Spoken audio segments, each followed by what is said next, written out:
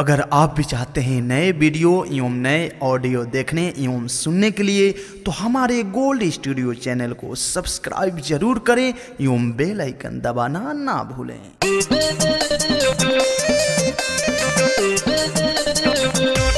Produced by Gold Studio।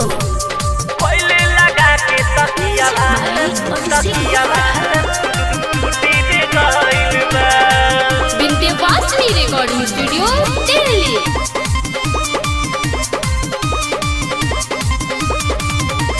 पहिला मिलन रहे पहिले के राती सेज पर चढ़ा के पियादा बदले छाती।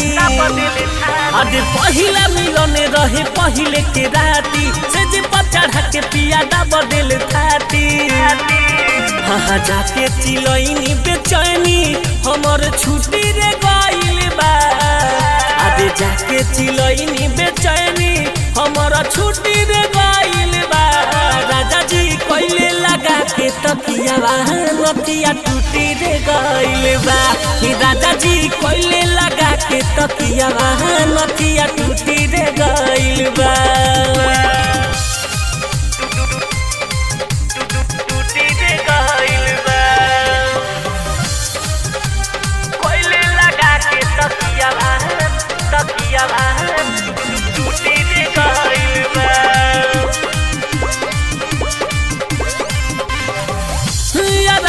के प्यार के निशानी रहुए ओ करे त पोसल मोर जवानी रहुए। हाँ हाँ यारवा के प्यार के निशानी रहुए ओ करे त पोसल मोर जवानी रहुए।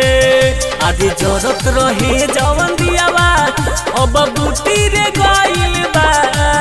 हाँ जरूरत रहे जवन दियावा अब बूटी रे गइल बा। राजा जी कोइले लगा के तकियावा नथिया टूटी रे गइल बा। राजा जी कोइले लगा के तकियावा नथिया टूटी रे गइल बा।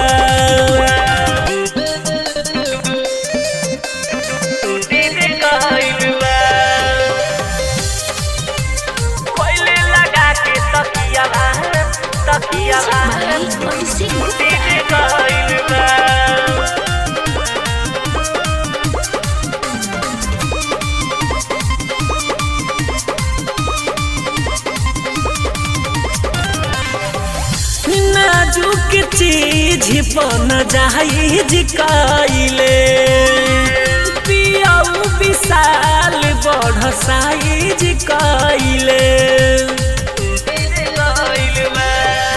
हाँ नाजुक चीज बन जाइज कइले पियाऊ विशाल बढ़ साइज कइले। राजकुमार अभिनाश राते सुती रे गइल बा। शुभम यूसुफ धर्मेंद्र राते सुती रे गइल बा। राजा जी कोइले लगा के तकियावा नथिया टूटी रे गइल बा। ओ राजा जी कोइले लगा के तकियावा नथिया टूटी रे गइल बा। Vindhyavasini recording studio Delhi.